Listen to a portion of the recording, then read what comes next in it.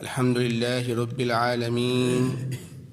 والصلاة والسلام على سيد الأنبياء والمرسلين نبينا محمد وعلى آله وأصحابه أجمعين أما بعد أعوذ بالله السميع العليم من الشيطان الرجيم بسم الله الرحمن الرحيم هو الذي يسيركم في البر والبحر وہی ذات ہے جو تمہیں سیر کرواتی ہے خشکی میں اور سمندر میں حتی اذا کنتم فی الفلک یہاں تک کہ جب تم کشتی میں ہوتے ہو وجرین بہم بريح طیبہ اور وہ ان کو چلاتا ہے خوشگوار ہواؤں کے ساتھ وفرحوا بها اور وہ بہت زیادہ اس سے خوش ہوتے ہیں جاءتها ریح عاصف اچانک ان کے پاس ایک تیز ہوا آتی ہے وجاءہم الموج من کل مکان اور ان کے پاس پھر ہر طرف سے ہی موج آتی ہے وظنوا انہم احیط بہم اور وہ یقین کر لیتے ہیں کہ بے شک وہ گھیر لیے گئے ہیں دعوا اللہ مخلصین لہ الدین اس وقت وہ اللہ رب العزت کو پکارتے ہیں ہر عبادت کو اس کے لیے خالص کرتے ہوئے لئن انجیتنا من هذه اگر آج تو نے ہمیں اس سے نجات دے دی لنکونن من الشاکرین تو البتہ ہم ضرور ہو جائیں گے شکر کرنے والوں میں سے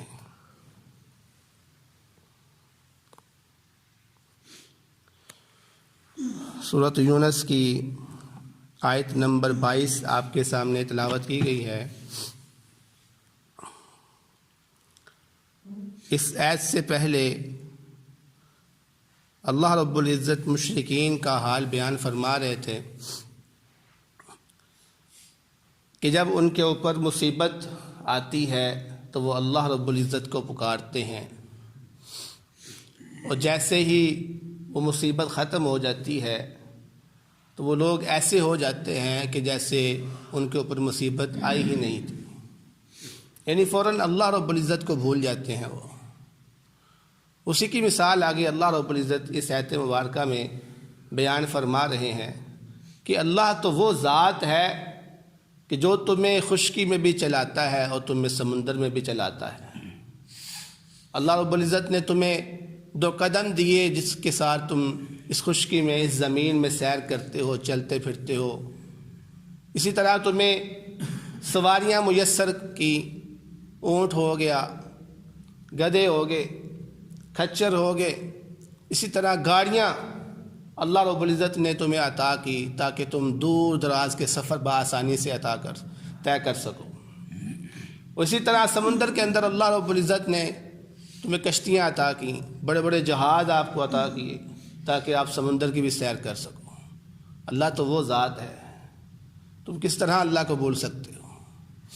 اللہ تمہیں سیر کرواتا ہے اس زمین کی بھی اور سمندر کی بھی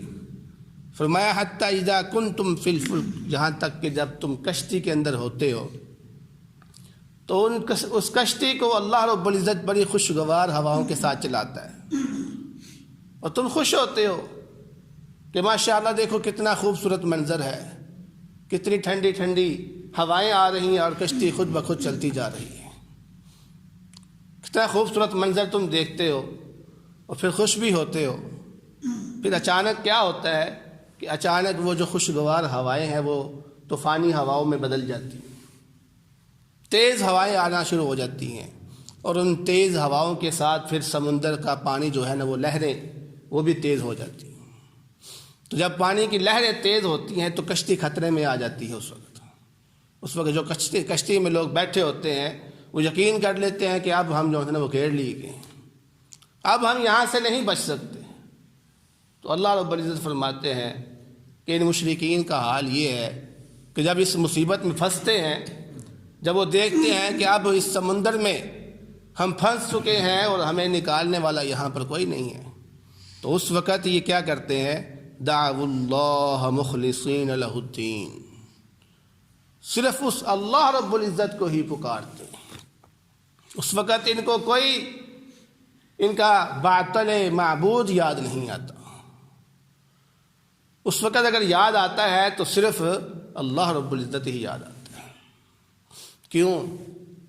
کیونکہ یہ اللہ رب العزت کی جو معرفت ہے وہ انسان کی فطرت کے اندر ہے، انسان کے جسم کے اندر سموئی ہوئی ہے، لیکن اس اللہ رب العزت کی معرفت کو ہم نے باطل نظریات، ہم نے بدعات کے ذریعے سے چھپا لیا ہوا، ڈھانپ لیا ہوا ہے۔ تو جب انسان کے اوپر خطرات آتے ہیں تو یہ باطل نظریات دور ہو جاتے ہیں، اس کے یہ دنیا داری اس کی ختم ہو جاتی ہے، اس کو فوراً اللہ رب العزت یاد آ جاتا ہے، وہ اپنی اصل پہ آ جاتا ہے۔ تو انسان کی اصل کیا ہے؟ کہ وہ ایک اللہ رب العزت کی عبادت کرنے والا ہے۔ اس وقت صرف وہ اللہ رب العزت کو پکارتا ہے، کوئی اس کو پیر فقیر یاد نہیں آتا، اس کو سب چیزیں اس کو بھول جاتی ہیں۔ تو اللہ رب العزت فرما رہے ہیں کہ دعوا اللہ مخلصین لہ الدین، جب وہ سمجھتے ہیں کہ اب میں بری طرح پھنس چکا ہوں تو وہ صرف اللہ رب العزت کو پکارتے ہیں، اے اللہ میں صرف تیری ہی عبادت کرنے والا ہوں۔ لئن انجیتنا من ہذہ، اگر آج تم مجھے اس مصیبت سے بچا لے گا تو میں تیرا شکر کرنے والا ہو جاؤں گا۔ یعنی کس طرح دیکھو انسان اللہ رب العزت سے وعدے کرتا ہے جب وہ پھنس جاتا ہے، لیکن جیسے ہی اللہ رب العزت اس کو مصیبت سے نکالتا ہے تو اس کا کیا حال ہوتا ہے۔ اس آیت کے تحت ایک مفسرین نے بہت ہی خوبصورت واقعہ ذکر کیا ہے جو کہ حضرت اکرمہ رضی اللہ تعالیٰ عنہ کا ہے۔ ابو جہل کے بیٹے حضرت اکرمہ رضی اللہ تعالیٰ عنہ جب فتح مکہ ہوا، نبی کریم صلی اللہ علیہ وسلم نے 6 لوگوں کے بارے میں قتل کا حکم فرما دیا، جس میں سے 4 عورتیں تھیں اور 2 مرد تھے، کہ جہاں پر بھی یہ لوگ ملے ان کو قتل کر دو۔ ان میں سے ایک اکرمہ رضی اللہ تعالیٰ عنہ بھی تھے۔ جب انہوں نے دیکھا کہ نبی صلی اللہ علیہ وسلم نے ہمارے لیے حکم جاری کر دیا ہے تو وہ مکہ سے فرار ہو کر حبشہ کی طرف چل گئے اور سمندری سفر کو اختیار کیا کہ خشکی میں جاؤں گا پکڑا جاؤں گا، سمندر کا سفر طے کرتے ہیں۔ تو جیسے ہی وہ کشتی میں بیٹھتے ہیں، تھوڑا سا آگے جاتے ہیں، ان کے ساتھ کچھ ساتھی اس کے ہوتے ہیں کہ جو کہ سارے مشرک ہیں۔ آگے جا کے وہ دیکھتے ہیں کہ ان کی کشتی سمندر میں پھنس جاتی ہے، طوفان شروع ہو جاتا ہے، لہریں شروع ہو جاتی ہیں۔ تو کشتی کا جو ملا ہے وہ کہتا ہے کہ آج اگر تم اس طوفان سے بچنا چاہتے ہو تو صرف اس اللہ رب العزت کی ذات کو پکارو، کیونکہ اس کے سوا تمہیں اس طوفان سے کوئی بھی نہیں بچا سکتا، لہذا پکارو اللہ رب العزت کو تاکہ وہ تمہیں اس سے نجات دے۔ اکرمہ رضی اللہ تعالیٰ عنہ کہتے ہیں میں نے سوچا کہ یار اگر اس طوفان کے اندر ہمیں بچانے والا صرف ایک اللہ ہی ہے تو اس کا مطلب ہے کہ خشکی میں بچانے والا بھی وہی ہے، خشکی میں بچانے والا بھی وہی ہے۔ اور یہی بات تو محمد صلی اللہ علیہ وسلم ہمیں بتاتے ہیں، جس سے ہم بھاگ رہے ہیں، جس سے ہم بھاگ رہے ہیں، یہی بات تو وہ بتا رہے ہیں ہمیں کہ اللہ رب العزت کی ذات ہی واحد ذات ہے جو عبادت کے لائق ہے، جس کو وہ پکارا جا سکتا ہے۔ تو کہتے ہیں میں نے دل کے اندر عہد کیا کہ اللہ اگر آج تو مجھے اس طوفان سے بچا لیں گا تو میں فوراً محمد صلی اللہ علیہ وسلم کے پاس جا کر بیعت کر لوں گا، اسلام قبول کر لوں گا۔ تو اللہ رب العزت نے حضرت اکرمہ رضی اللہ تعالیٰ عنہ کو اس طوفان سے بچا لیا۔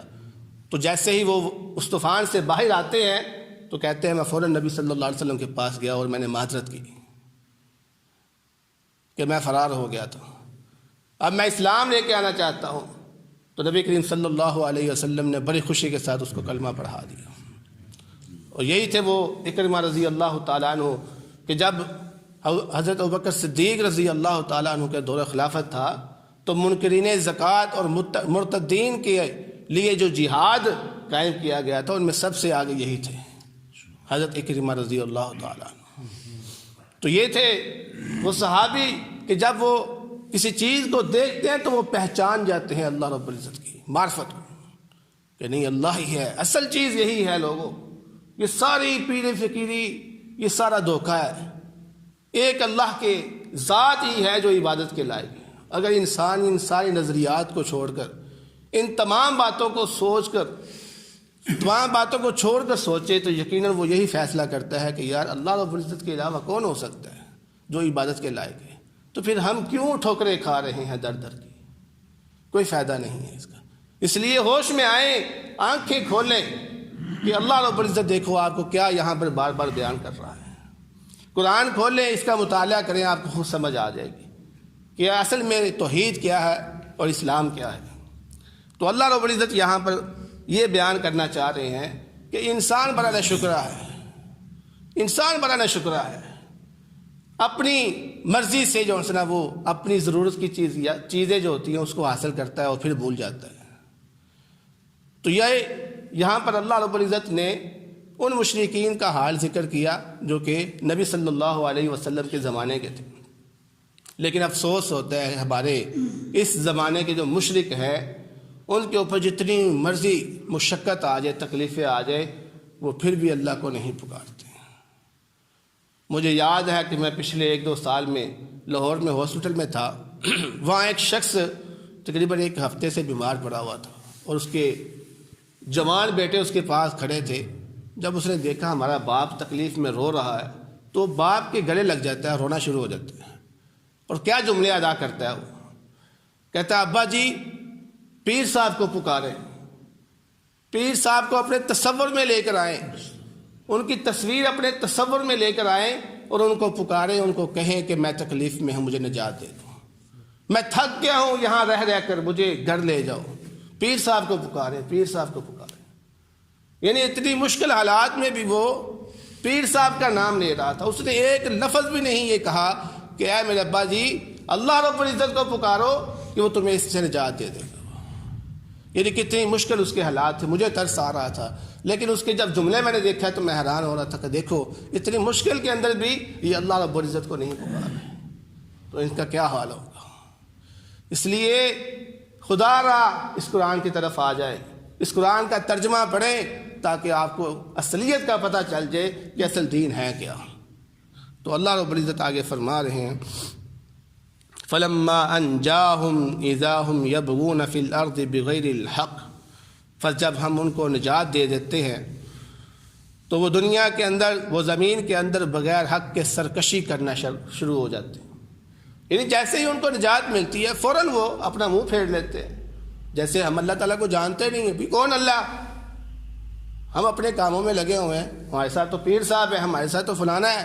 اللہ رب العزت کو فوراً وہ بھول جاتے ہیں۔ تو فرمایا یا ایھا الناس انما بغیکم علی انفسکم، اے لوگو یہ سرکشی تمہارے نفسوں کے اوپر آئے گی خود ہی۔ متاع الحیات الدنیا، یہ دنیا کی جو زندگی ہے یہ تو ساز و سامان ہے،